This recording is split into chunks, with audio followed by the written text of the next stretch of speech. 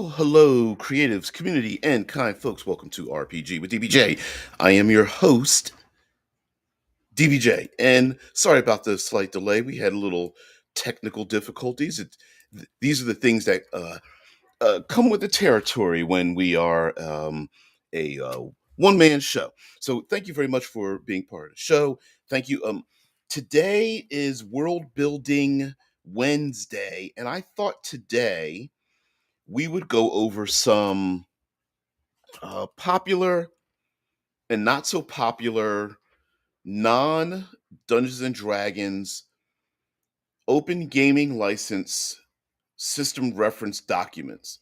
So um, there are, ever since the beginning of this year, the month of January, we've had ourselves a big issue with our dealings with Wizards of the Coast and Hasbro and Dungeons and Dragons and the definitions of what an OGL is and how important it is or isn't to people, and the same thing with SRDs.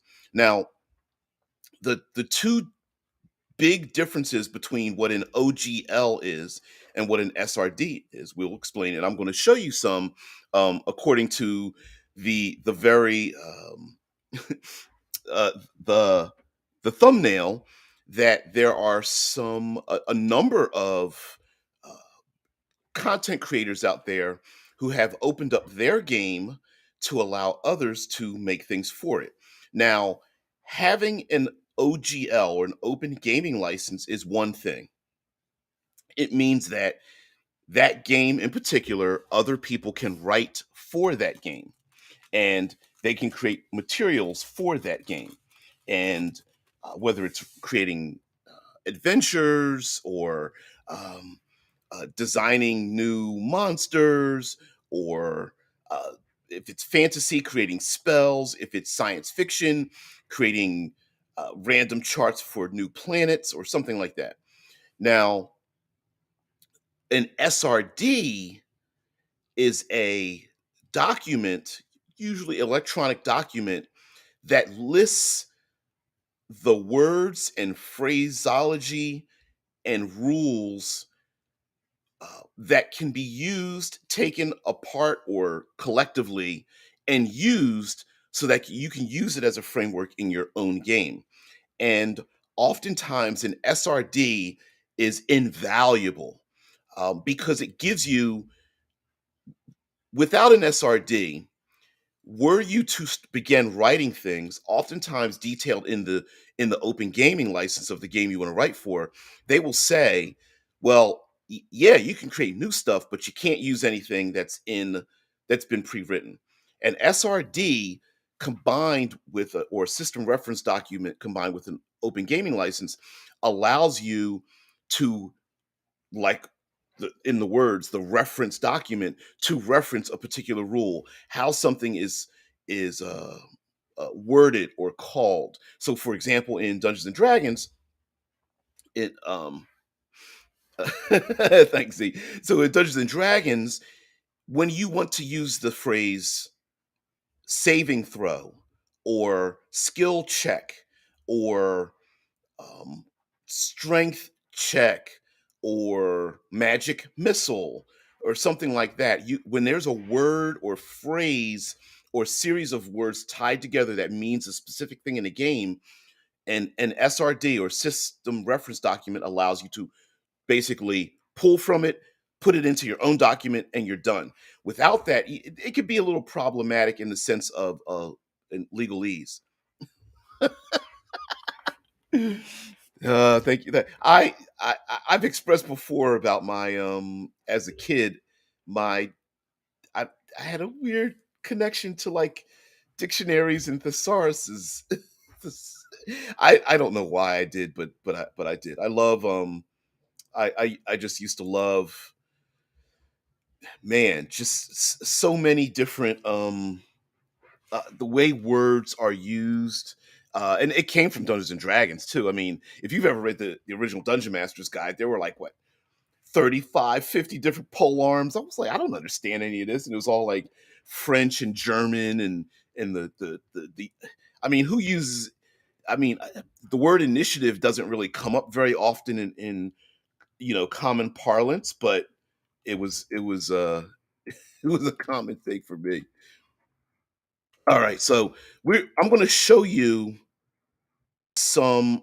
How do explain this? I'm going to show you some documents and um, let's see. How, I was trying to figure out how to explain this, but I guess the only way to do it is to just to show you what it is, share it with you, and then move on from there. And I was hoping to have this set up before I even got this far, but what the heck? Why not? Is that the text document? And we'll. Uh, there we go. That work? Yeah, that's the text document, but that doesn't. We'll get that. Uh, All right, so I'll show you this first one and give you an example of. And this we're going to be doing a little bit of um, um, a publisher. I'm going to show you some tricks of being a publisher and ways that you can use other if you don't have a rule set that you're using right now, or you'd like to use someone else's rule set and start building your what's the term? Some say you've got to write at least 10,000 words to get your most terrible writing out of your system. And basically, you can use other game systems to start putting small little bits of publication out there, and these are ways that you can use it. So let's see if we can find one here. Mike says here, Zamar's like, phraseology is an actual word. Dang it, DPJ. Thanks there. Mike says, here's the catch. I knew those pole arms. I was listening to an old Koval video where he not only complained about pole arms, but uh, epically failed their name pronunciations. Yeah, they're all. And see that was my. I don't know why, but that was a thing that I had in my head about um like how do you pronounce the words, like, and then it made me think about the the cultures that would have those names in them. So I'm going to show you something called push. And push is a very simple rules light game system. This individual who's from Brazil, um, uh, his name is pronounced Capac Capacally. Ah, I can't pronounce his name. Ah, I'm so sorry. Yeah. um, Marco DeSunes has been cherry picking my way to making my own system for about a year and a half now. You know what? Here's a great way to make your own system. Um, to make your own system, get about 3 to 5 game mechanics that you really like about a system. I can pick a couple off the top of my head. I love the flashback mechanic for Blades in the Dark. I love advantage disadvantage. That's kind of spread around the system. Maybe it's not necessarily useful for every situation, but it's a very simple. Hey, it's hard for you to do a thing. There's a complication, or it's easier for you to do a thing. There's some other mechanics. I like the Blades in the Dark stress mechanic. I like uh, Cypher System's extremely easy monster design. It's basically a number from like 1 to 20. Or really 1 to 10, and then you just multiply it by 3 to uncover how difficult it is to roll for difficulty against D20. Without multiplying it, that's how much damage it does. That's how many hits it can take. Like I love that. Mike says they're not just from Brazil; they're from 1981, based on that design. Oh no! Here we go. Speaking of nerds, I'm a little of a font nerd. 37 years in the print business. This font is called Stop. Yeah, font nerd. Yeah, I hear you.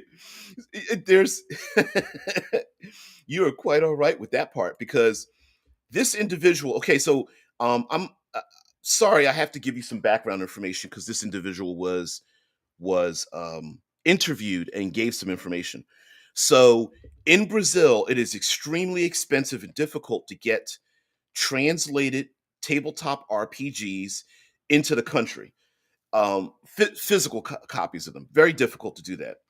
So instead, what has happened in and this is what I love about different cultures from around the world and why I really wish I could. And this is a portion of me searching out other cultures to find the systems that they're creating.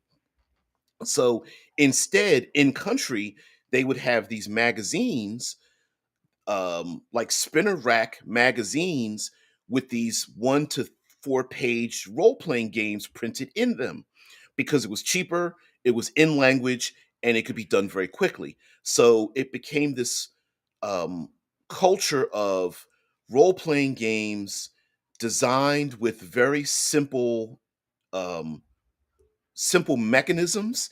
And oftentimes these were either solo games or GM-less games or severely GM-less games, like where there's one person that might be assigned to run the game, but they're also a player in it. And here we have Kapak Kapakli is how he pronounces his last name, or close to it. Um, just look up this individual. But here's something else, I'm gonna show this to you later on. Interior art by Canva. Now, I have a Canva account myself. Canva is a digital free slash um, uploadable. You can pay for certain services to use digital art, um, royalty free art, photographs, things like that, layout, and that kind of business. And in this game, this individual gives that away.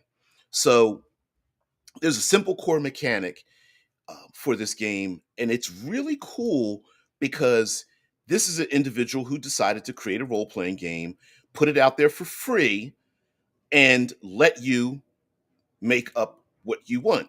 So let's let me get this big here because pretty interesting rule set, and it's real simple. And he explains his design mechanism, which I really love. I like it when writers speak directly to me and designers speak directly to me and say, "Hey, listen, here's what I was thinking," and um, there, yeah. Sorry, I'm reading the chat. I'm going back and forth reading chat. I wish I could pop it out, but I can't do it. All right, so here's the mechanism, right? Here is this 5 minute version. Okay, I know a full fledged book for an SRD may look intimidating, so let's get straight to the point. If you don't have time or energy to start reading through the whole thing, here's a quick start. I love that. How to create a push powered game. Create your pitch, list the themes, create a bunch of traits for your players, and then you can make a matrix. A matrix is basically a bunch of random tables. Um, Come up with a quest that includes a mission, a matrix, bunch of 36 prompts, and an agenda. List of 6 goals that express behaviors you want your players to be rewarded for. Fill in the pages and you're done. And here's the deal: the mechanism to play it is really simple. Really simple. I'm going to get to the design thing right now, and I can see how he made this on Canva. Here we go. This is a system reference document, or SRD. It provides the rules and instructions for you to make your own games using a push system. Together with a step by step guide, you'll find commentary on game design choices, behind the curtains information on how the mechanics work, and ideas on how you can customize it and make it your own. And the fact that so even this portion of it, because it's an SRD, you can take this and make your own game. Use a different font. Maybe you want to use something that's like fantasy related or something like that. So here's the game system, the basic role. Okay. And he said he designed this based on blackjack, the gambling game, blackjack. So whenever your character attempts something that you consider dramatically interesting, roll 1d6. Check the result. On a 7 or higher, it's a miss. on a 5 or 6, it's a strong hit. I wish he didn't use the word hit and miss, but anyway, on a 4 or lower, it's a weak hit. But you can choose to roll 1d6, and if you do so, you must add it to your result. That's the rules. The entire rules for this game, and um, the rules for the game mean. And he explained why. Like, there's no modifiers. There's nothing like that. Like, why did he affect it about? Like, why aren't there modifiers for your talents and skills and things like that? And he came up with the reasons why. He says it's been done before. Probabilities don't matter as much as we'd like to believe. Um, he wanted a core mechanic to be easy and accessible as possible. Basically, roll a d6. If you get a 5 or 6, cool. 4 or less, you succeed, but with a problem. If you roll 7 or more, it fails. But why would you roll 7 or more on a d6? Well, you get to grab another d6 and roll and add it to the result. And you can grab another, you can keep adding to the result. Of course, if you roll 7 or more, adding it all up, you do fail. So now you're going to see here in this document. Let me go to a 2-pager so that we can do this. See in this document. Oops! Come on, get out of there. Let me see if I can find you a character sheet and some. It talks about creating a game. You can pitch your own game. The traits basically explain the game to you. So here we go. There it is. All right, all right. I found it. One more thing.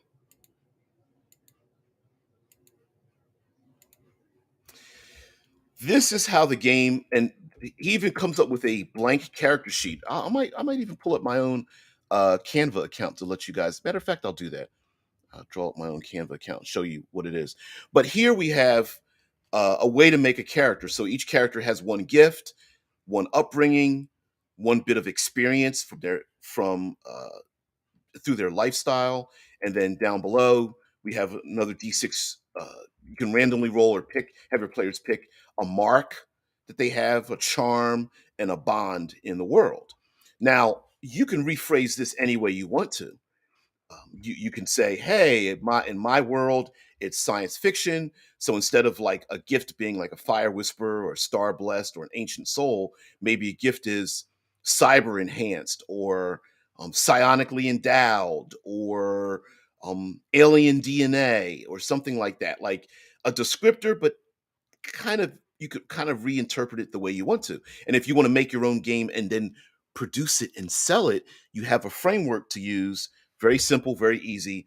And this individual has uh, given this to us, and I really appreciate um, the fact that SRDs are a thing now. They are a way of putting your game out there and having a framework that's already been pre-made for you, putting it out there, and I love it. And then, I mean, this just goes through. Here's a character sheet that he created, the license over here for the open gaming license over here on the left. It's perfect. And then he even has templates in has given away templates um, in the yeah, my brain just stopped. It's very early in the morning for me. Templates in Canva for what you guys have to say. Let's see. Marcos is good advice, key focus. Main thing I'm stuck on deciding at the moment is good way to do damage calculation. I get it. I get it. Thank you very much. Um, so if I open up my Canva, let's go to Canva. Let's see if I can share. I'm going to show you what this individual. Um, there we go. Yep, yep, yep. Name of your game. Is that it? Open. Open. There we go. And go back. I wish this was just a simple click, but unfortunately, I have to share. Yes, I know I'm sharing a window. I get that. All right, I'm gonna have to stop doing this. and go back into here. There we are. Mm-mm. Share and share like.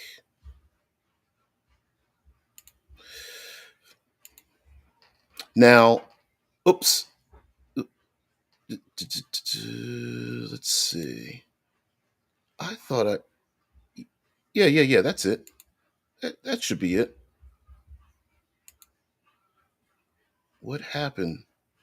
What just happened? No, I'm trying to share something else.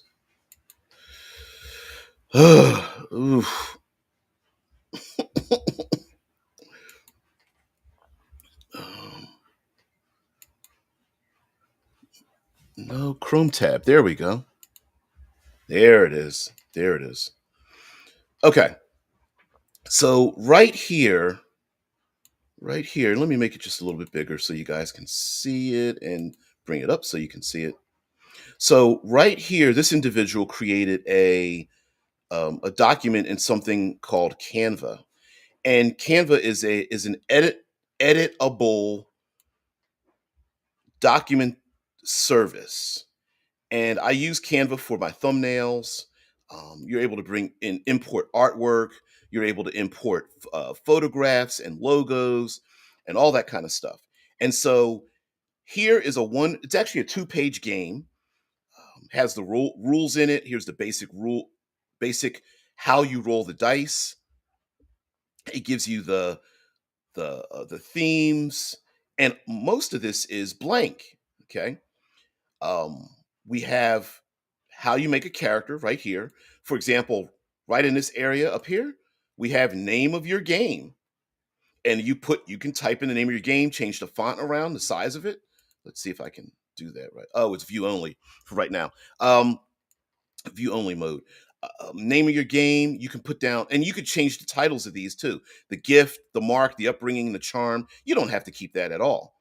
Also, when it comes to themes on here on the left, you can put the themes of your game. Maybe your themes are um, uh, surviving deep horrors in the forest, or delving into um, abandoned spacecraft, or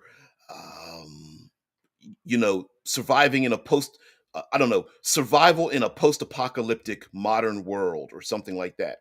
Even down below that, you have safety tools. Safety tools might be body horror, or fade to black when it comes to torture and sexual themes or something of that nature.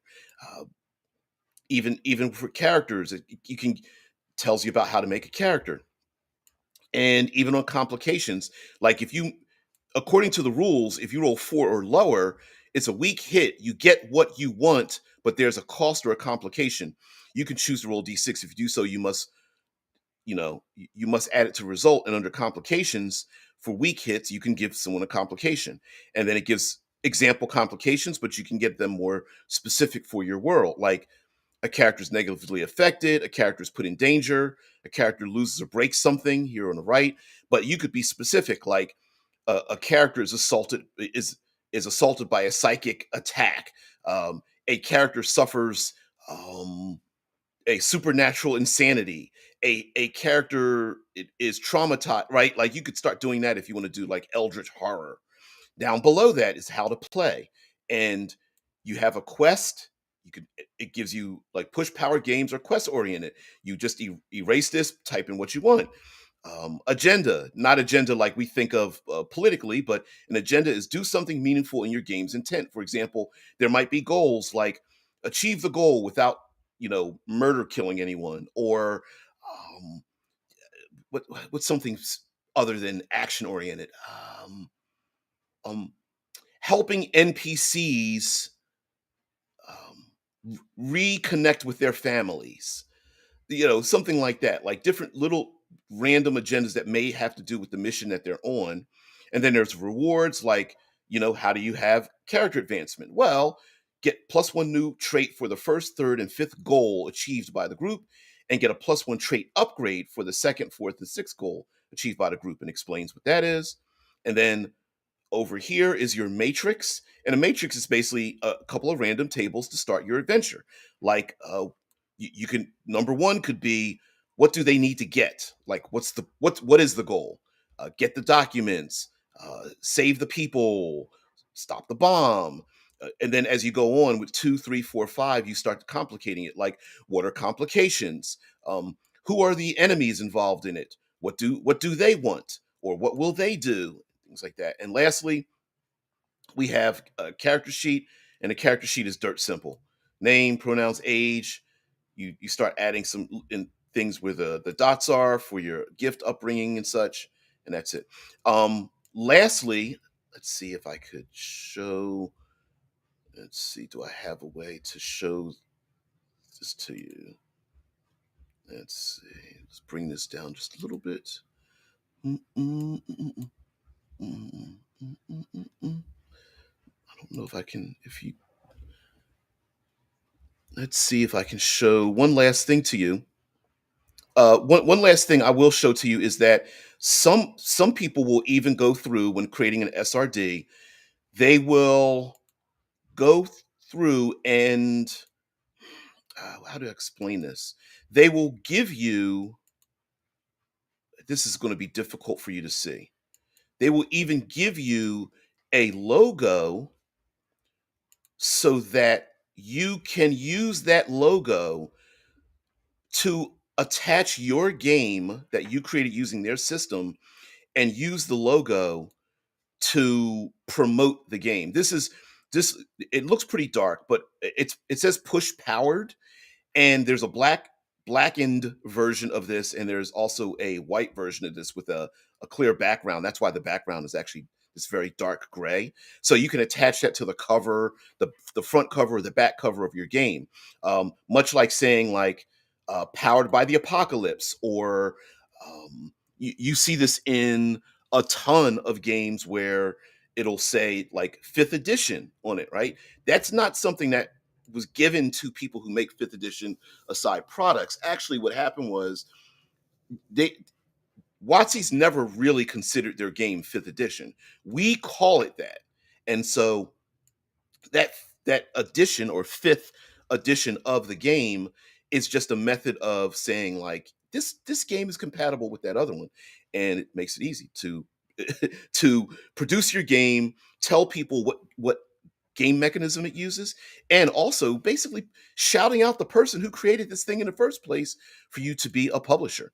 So Zamar says royalty free artwork would be nice, but I want to pay some artists to offload some of this cash I don't have. Yeah. I'm not talking about AI art. I'm just saying, like, yeah, royalty free art is really good to use, especially if you have a little bit of a artistic bent, because you can always modify it and things like that. So Mars says that is a good way to spread my system. I could make roll d6 bare bones free and then charge for the um, genera specific versions. You absolutely can do that, and by putting it out for free, what happens is it's a very easy for someone to dip their toe in the water to take your system and spread it. I'm looking at Morkborg, right? You can go to the Morkborg website because it's sitting in front of me. Morkborg, right? This has this has a Creative Commons in it. It doesn't have an SRD per se, but they do say that you can use the rules. So I would be careful about cutting and pasting. Instead, what I would do is I would take the rules and modify them. But if you go on their website, it gives you the powered by um, uh, it gives you the powered by Morkborg logo that you can use, and that kind of thing. So it's awesome to see games that do that. So let us go ahead and discover another one. Mm, mm, mm, mm, mm. Here, let's go in. Let's go to Cypher System. All right, Cypher System. We have a reference document, and let's see. And unlike the other one that I just showed, where it's basically, oh, I don't know, maybe 30 pages with a pretty big font attached to it. let's see what happens when uh, let's see what happens when we have a document that is Cypher System reference document. There we go. Let's open this up here. I wish this wasn't multi-stage. I wish I could just grab it and pull it in. Not very sexy looking, right?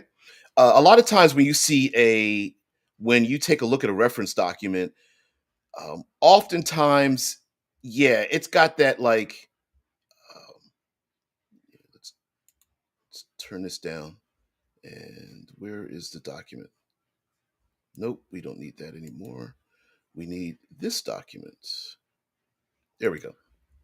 Oftentimes, when you see a document like this, the way it looks, it's all the art is taken out of it, all of the layout is taken out, and it's just the words. And it's very easy for a lot of these companies um, to make a document like this because it basically this is probably what they've been working on the before it goes to layout, right? It's a way for them to just go like, hey, well, how am I able to how are they able to even put this out for the rest of us to see it? And the, the reason is because they are able to just use this document that they have for everyone to see. This is the Cypher System SRD, System Reference Document, which means that if you want to create something for Monty Cook's game, the Cypher System, I believe they call it the Genesis system. This is the document that you can use, and I believe it is how many pages is this thing? I don't know. Oh, it won't show me the pages. But if you take a look at the slider on the side here, I'm going to take the slider and start moving it. It's everything. It's nearly everything. And it just goes on and on and on and on. And it's all the rules. Very not very sexy. No layout, no page breaks, no it's just block text after block text after block text. But but because this entire document, I think it's about 200 pages, maybe 250-ish. But because of this, let me scroll all the way back to the top again. But because of this, you can take, I'm just making this up, right now. I can take this section right here, hit copy, and then paste it in my document for my cyberpunk, my prehistory cyberpunk game that takes place where dinosaurs still exist. Take it, copy, paste it into my game, modify some of the words a little bit, and come up with my own game. And yes, with the Cypher system, they even have a powered by the Cypher System logo that you can use and everything. It's pretty cool. Pretty cool. Now, reading through this, it's a little bit like watching, paint dry or grass grow. But if you know the game, this isn't going to bother you very much, right? This is going to bother you very much. But this is another good example of, yeah, yeah. Like Alley Oop says, woo, woo. If you love to read, go for it. Woo, a lot of text. Here's another thing that can happen when it comes to the difference between a system reference document and I'm going to use fifth edition for example. The difference between the player's handbook and the system reference document, and that is, yeah, Z makes a good point. Like, right, like reference documents tend to feel very low effort and sterile. They are, yeah. Wouldn't it be called deciphered? That's awesome. There you go. There's somebody with some wordplay. Now, one thing that happens when it comes to that's great about system reference documents, but involves a bit of legalese, is that anything not defined in an SRD you cannot use. So, for example, the fifth edition, by accident, most recently, Wizards of the Coast and Dungeons and Dragons has put the words beholder and mind flayer into Creative Commons.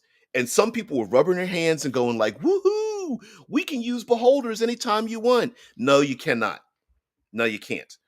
Because the word beholder and word mind flayer, yes, you can use those. What is it? Baron von Strahd, whatever, Strahd's name. You can use them, but only within that system reference document can you use information. At no point in that reference document, and I looked, is a beholder or mind flayer defined as to what it is. Now you may say, well, I know what a beholder is, and yes, I know what they are too. Um, but that's only because you know it exists because it was released with information by a legally protected intellectual property holder, which is Dungeons and Dragons, which is Wizards of the Coast, which is Hasbro. We only know that because of pop culture, because that information was released under license protection. You cannot define what a mind flayer is, anything related to what exists in Dungeons and Dragons at all. And I know that gets on people's nerves, but you got to protect yourself when it comes to an SRD. You can't just randomly go, well, um, just I know what beholders are. They're that floating eye tyrant thing that floats around with the eyeballs on top. Yeah, no, you can't do that, right? Um, the SRD does not define what that thing is, and that can be an issue for people. Sometimes it can be a big issue. So again, using SRDs and systems like that, very cool way to uh, very quickly start your gaming process. Um, let's go to another one because I decided to include this in here. Here's another one. I apologize. Yes, we want to share this tab. Yes, because I said so. Yes, don't keep asking me. I did it. Here's another one. Yes. Yeah, Elio's Beholder's Bob and Mind Flayers is Squidward.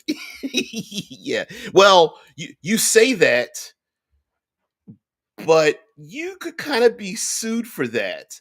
Even though I hear you joking, and I get it. I get it, right?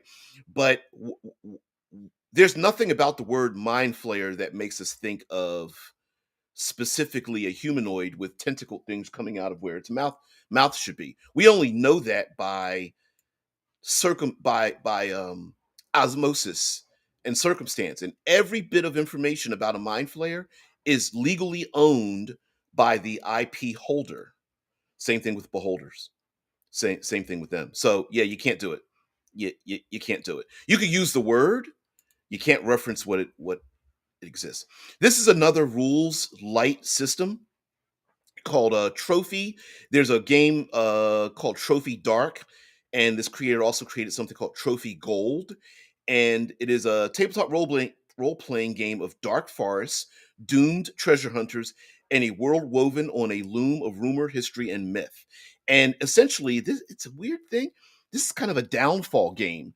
It's very much in the lines of like Call of Cthulhu, and it only uses a D6 system, and it's pretty cool. But I'm paging down here to show you a couple of things. Um, it's available for PDF for 15 bucks. Oof. And then a drive through RPG and in print for $45 at Studio 2. And you go, that's expensive. But as we go down here, they have free character sheets, they have character options. Um, there's a character keeper. You say playing online, make yourself a copy of a shareable character keeper, right? It gives you some digital uh, functions that you can use. You can listen to the podcast, watch some videos, and roll some dice. There's even an online dice roller. Let's see if I can call this up. There we go. Let's display a name. What's my name?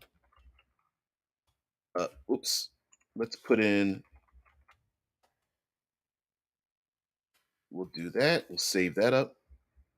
And this gives you an online roller for this game. So, for example, we're going to do something risky. I want to use a couple of dice and I have to add a dark die in there. I'll show you what the game system is. And if you roll, bam, the Vabrian rolled a 2 dark. If this is higher than your ruin goes up by 1. And it goes into like ruin and gold systems. And if I use gold, found 1 gold. Now, you may say, well, what is this about? Let me go back here, share this tab instead. You'll say, well, what's that about? Well, down here, if you get down here, selling the PDF, character sheets, options, bestiary, you can actually get this game for free. Mm, mm, mm, mm, mm, mm, mm. And here, you can get the designed for trophy dark and gold. Show that your published game materials are compatible with Trophy Dark and Trophy Gold with the Designed for Trophy license and logo. Start designing. So there's a little link here where you can start designing your own game. And this is the logo. It's in black and white, rooted in Trophy, trophyrpg.com, and you can start designing games based on it. And here's the SRD. Now the SRD again is I can show it to you. Uh, let me see if it'll let me. Oh, there we. Okay, I'm gonna share this tab instead. This is the much more readable trophy game, and this is nice to read. Nice layout, tells you about the compatibility and the material for it that you can download.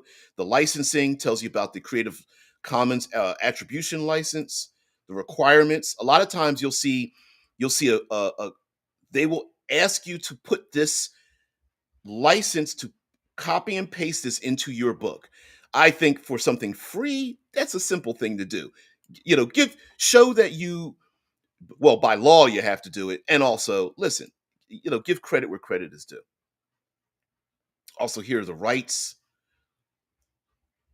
This SRD rooted in Trophy.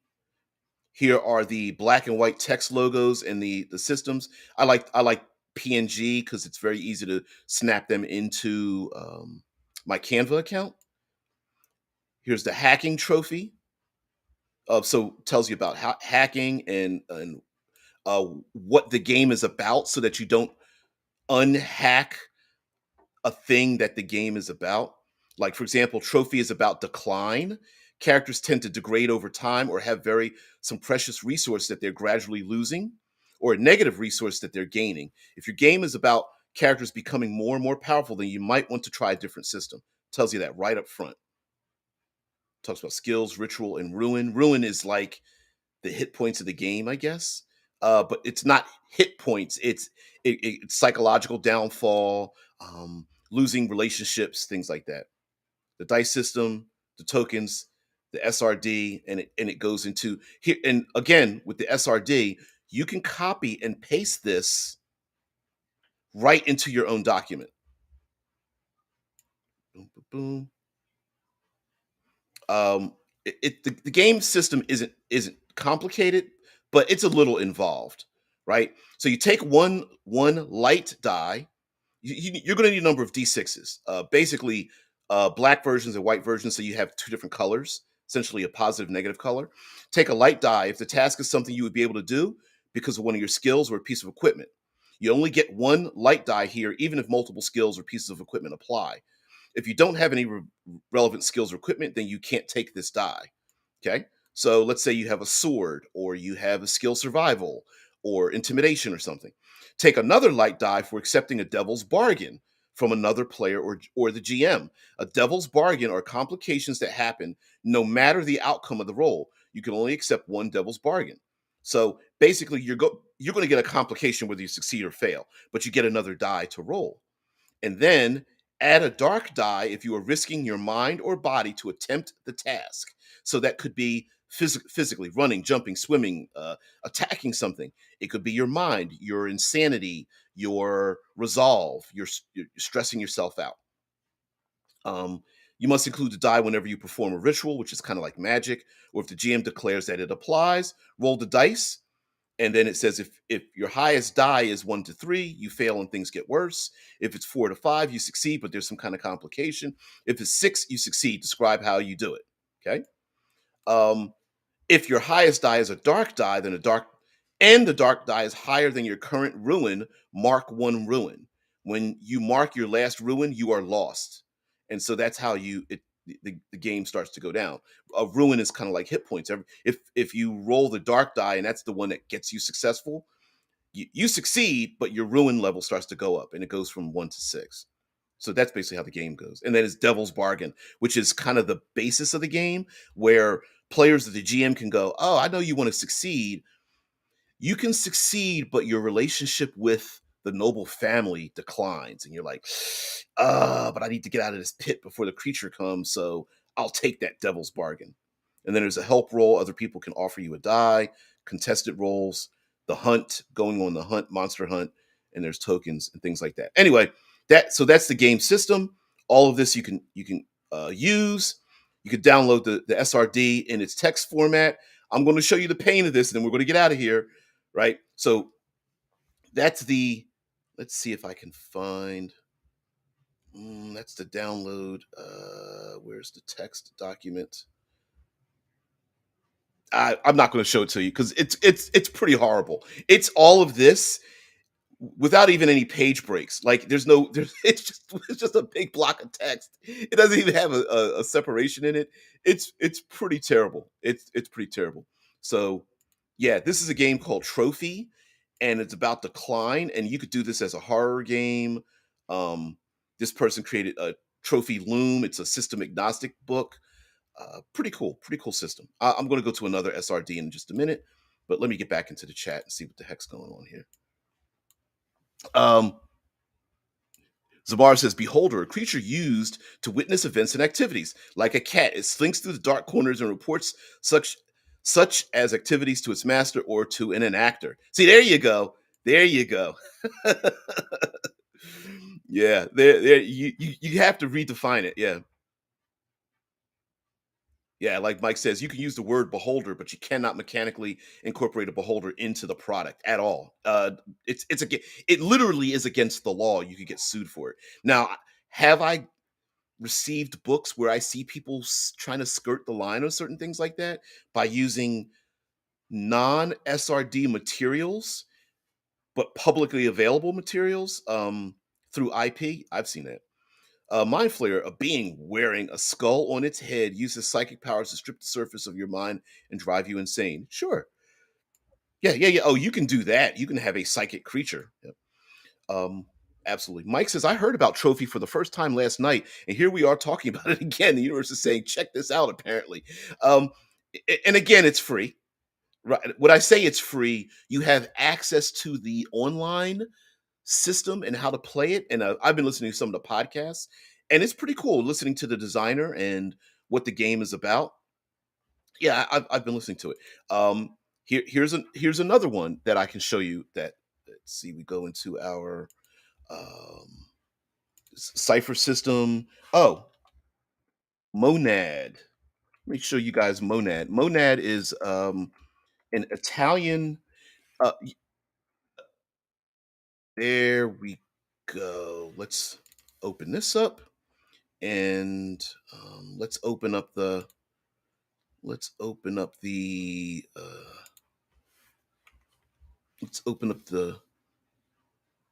thing. Do I have the oh, I can't do that. All right, okay.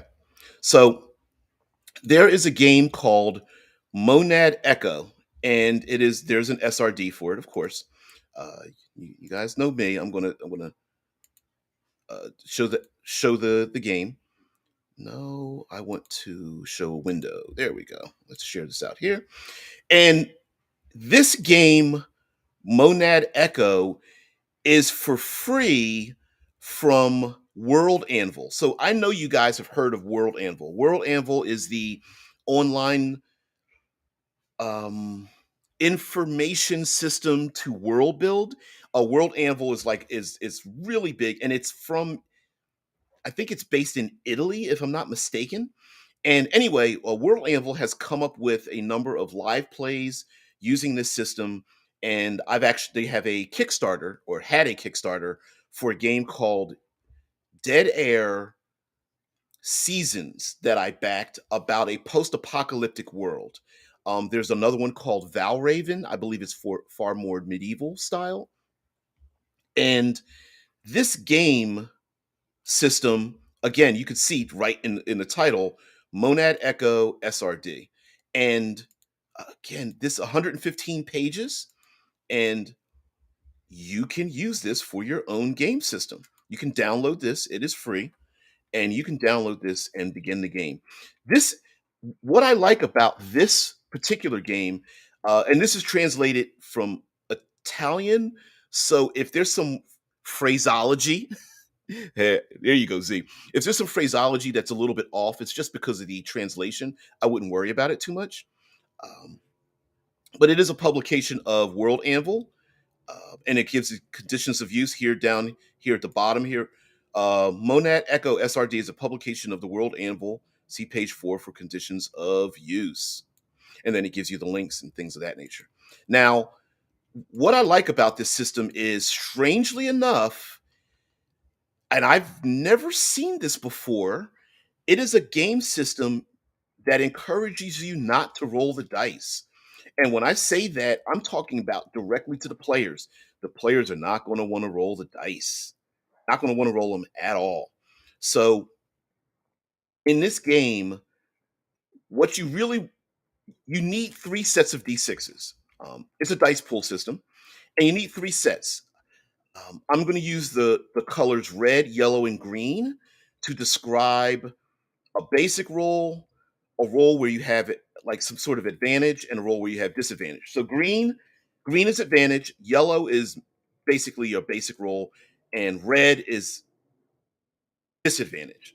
What I'm paging through now is essentially the license, the actual legalese that you must include. For example, it says here you must include the following text somewhere in a publication, clearly visible, and it will say the name of your product. I'm going to call the name of my product, the DBJ system, the Dream Build Juxtapose system. So the Dream Build Juxtapose is an independent production of DBJ, DeVabry and Jackson, not affiliated in any way with the World Anvil Publishing RLS. It is published through the Monad Echo SRD third-party license. So I would include that in my game. And then you must include the copyright note somewhere in a publication, and it gives you the quotes. Mona Echo SRD is a copyright of Alberto Tronchi or Tronchi in the World Anvil Publishing, SRLS, and et cetera, et cetera. So makes perfect sense, easy to do. Now in this game, it is a dice pool system, and what you whenever you're trying to make a standard roll, you grab your yellow dice. You can grab as many as you want, and you roll those dice.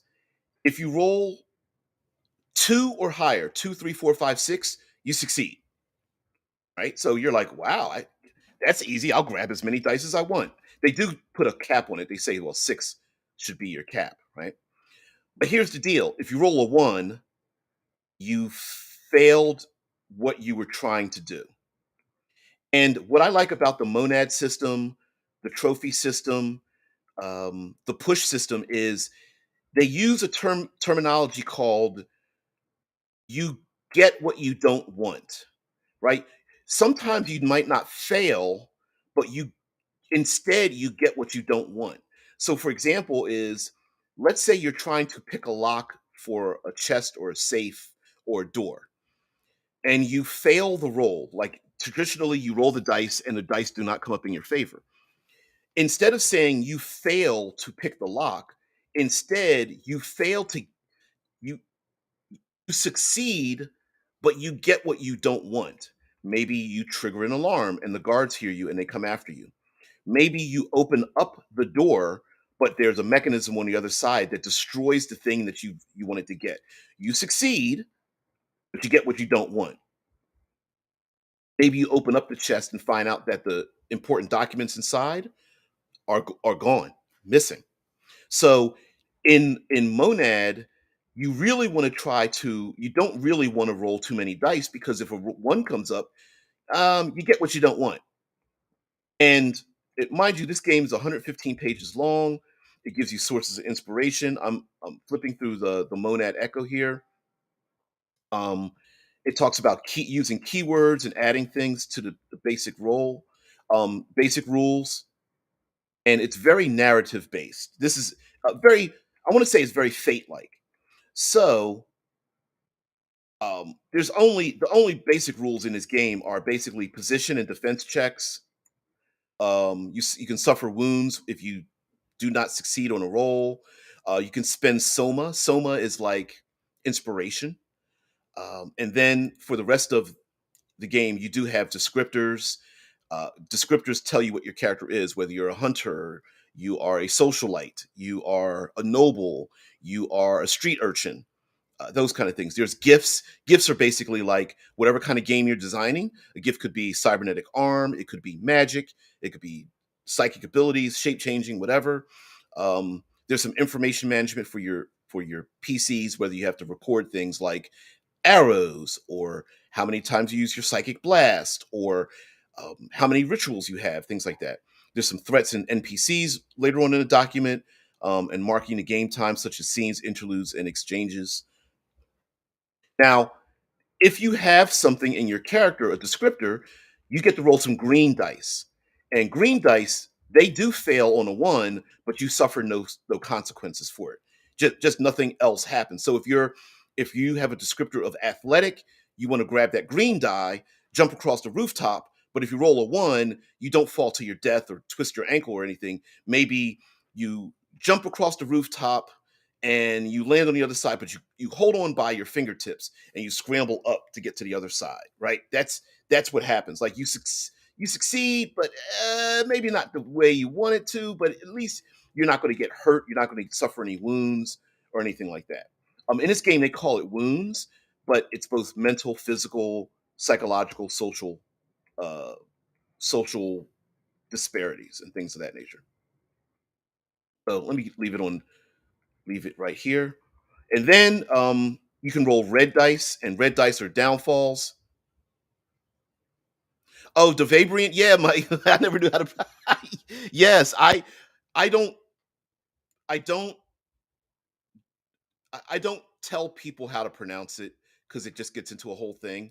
So if people call me Dave or Dave or something like, I don't care. I don't. It doesn't matter to me. Um, Monad, yeah, no relation to Mo money, Mo problems. Yeah, yeah, yeah, yeah. Yeah, it's yes, that is how I pronounce it. Um, it's I guess the emphasis is on the first syllable of each part of my. Yeah, I guess it is. I guess it is that way. So, Monad Echo. If you roll red dice, you fail on a one or two. So what happens in the game is that so what ends up happening in the game is that the more dice you roll, the greater chance you have of rolling a one or a two, and not only not succeeding, but also receiving things that you don't want to get for your character. So a lot of this is narrative in terms of what they call narrative position. So narrative position is that we're doing this theater of the mind, and let's say we're trying to pick that lock for the door. And you get through the door and you're in the king's chamber. And the player says, "Oh, there's guards coming. I want to hide under the bed." Now, at no point do we ever mention there's a bed in the king's chamber. But the minute we agree that there's a bed in the room and the player wants to hide under it, that narrative position now exists in this world.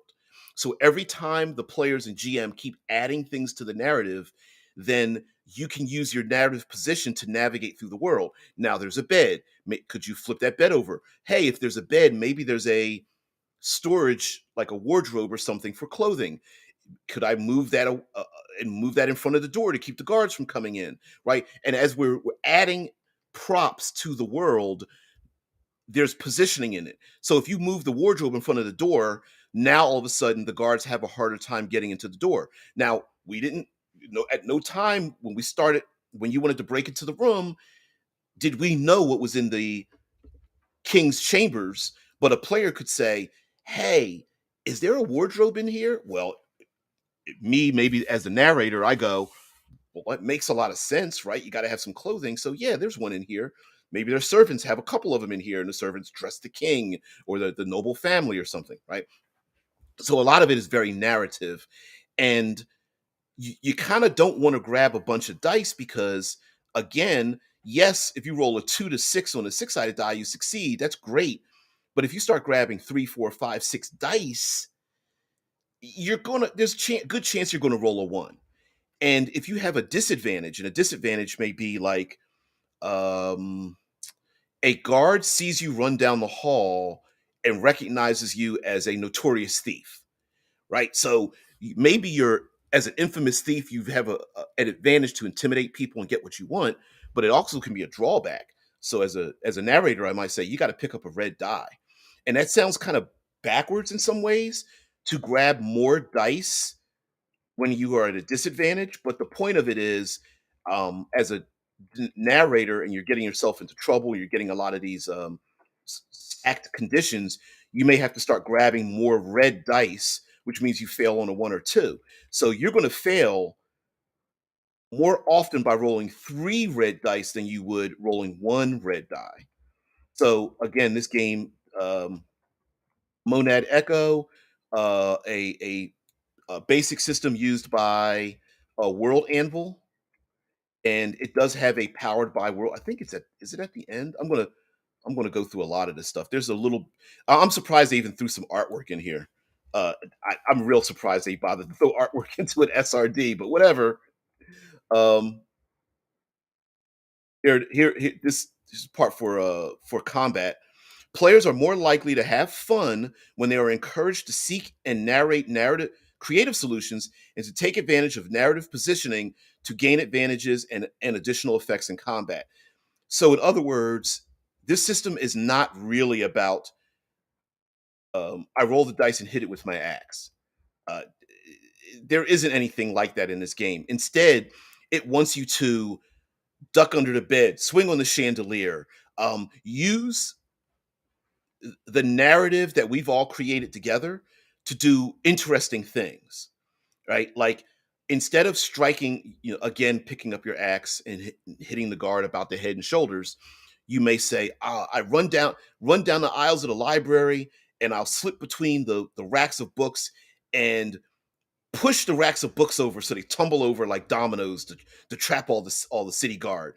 And we're all thinking together like, oh man, I've seen that happen plenty of times. That's actually kind of cool. So as a narrator, I go, yeah, you know what, that's a good idea. I'll give you, pick up an advantage die, grab a green die, so at least if you fail, you're not going to have a severe consequence from it, right? And that kind of thing. And you may say, okay, I got a green die. My character is strong. So I grab one of my basic die as a yellow one, but oh, I twisted my ankle. I forgot I had that condition. All right, I got to grab a red die. You roll all of them. And that's how you play the game. And there's something called position check, and you use something called an OL, or opposition level. And the opposition level is like a number between like 3 to 5 or even higher, but usually 3 to 5. And that's how many successes you need to succeed. So you can find this system used um, under like games like Broken Tales, and you can find this online with Valraven, Chronicles of Blood and Iron, The Evolution, Pulse Earth, and Dead Air Seasons. So yeah, let me get back into the chat and get out of here. I was hoping to do some other things, but whatever. Mike says, as an improvisational DM, I do this sort of narrative development all the time. You know what? I do it as well. Like, if there's no rule in, say, Dungeons and Dragons for someone to cut the tail off of a dragon, or pin a dragon's wing to the ground with my spear, or the proverbial, I stick my rod into the monster's mouth so it can't close its jaws. but I'm like, I'm doing that shit. Like I'm really doing it. I'm not letting that go. So yeah, I do that kind of thing all the time. But anyway, I wanted to. I took too long to show you guys a lot of stuff. But really, what I'm trying to say is, and this is for the publishers out there and you guys. Z, Mike Marin, who else uh, decided to show up? Alley oops. Marco, whoever's in the chat and people who find this, if you want to be a publisher and it's difficult for you to figure out how to publish your setting, publish some rules, my suggestion is to find some of these games, look for them, look for anything that's got an OGL and hopefully has an SRD, a system reference document. That way you can cut and paste things out of the system reference document for the rules. You could literally line by line go through their system reference document, reflavor it for your own setting. Make sure you attribute where you got it from. Absolutely positively. Give credit where credit is due. Design your own game, just like this game I have right here with Morkborg. There's so many variations of this game, people putting out their own thing, making money from it, and it allows you to say my game is related to this other gaming system, and it gives people it's much like going like it's like any branding, right? You go, oh, it's fifth edition, I know those rules, or it's Morkborg related, it's a Morkborg hack. Oh, I know that game. And sure, would the rules be changed a little bit? Is it powered by the apocalypse? Oh yeah, I know that game.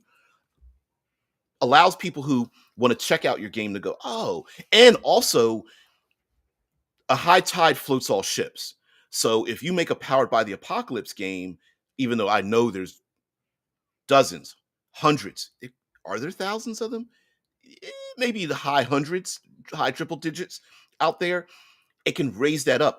As a matter of fact, I'm going to show you one more thing. Let's go to Blades. Let's go to Blades in the Dark. Let's go to their website. Here we go. Let's do this. Forged in the Dark. I'm going to show you this last one. And Forged in the Dark is this is online. And Forged in the Dark is a rules. These are games that are created from the Blades in the Dark game. And you can find this logo, Forged in the Dark, to add to your game if you want to write it. There's Band of Blades here. There's Scum and Villainy. We all know what Scum and Villainy is based off of, kind. And Girl by Moonlight. We know what that is, like Sailor Moon. And there is an SRD for this game. And if you click the SRD, let's see, here we go. It gives you the basics, and you can just get this online. So if you click the basics, it takes you through what those basics are for the game, for Blades in the Dark. Gives you the core system, the actions, the stress and trauma. What's another good thing? Progress clocks, right? Talks about progress clocks and all that kind of stuff. This is available online right now for you to use. Now there is an SRD with the markdown, and if you click that, let's see. Am I sharing this with you? Yeah, I am sharing. Okay. So here is a way for you to download all the licensing, the attribution, the Creative Commons, all that kind of stuff. Work licensing. This work is based on Blades in the Dark. Guess what? It's free. It's weird, but yeah, you can create your own. You can create your own version of Blades in the Dark. And if we go back to Forged in the Dark. These are things created by Forged in the Dark. Individuals who create their own games. They have the links here, and on the this is on the Blades in the Dark website. High tide floats all ships, right? You can find this through Evil Hat, and bam, click on them, buy them. These are created by other individuals, and if you get their attention and you make a really great system, they may. Who's to say Evil Hat might go, you know what? That sounds kind of cool. Hey, we'll put it up on our website. All they can, if you ask, all they can do is say, "No, we're not going to do that," right? Until it gets enough attention for them to reach out to you and go, "Yeah, yeah, Girl by Moonlight, tragic magical girls, scum and villainy, unwise deals, blaster fights, high adventure among the stars, etc." So that's my last Forge in the Dark. Cool thing. Yeah, I know. Got to get out of here, guys. I gotta get out of this place. I don't know if I'll ever get back. Guys, have a great one. Gotta head off to work. Doesn't take me too long to get there, but I do talk a bit. Guys, check out OGLs, check out SRDs, whether you want to write for fifth edition, other games out there, please check them out. A lot of this stuff is free. They really want you to use it because guess what? If you make a really cool game system that's on a side, it pulls everything back to the main game. It benefits everybody. Guys, have a great one. I will see you later. Peace out. Yeah. Thanks, guys, for being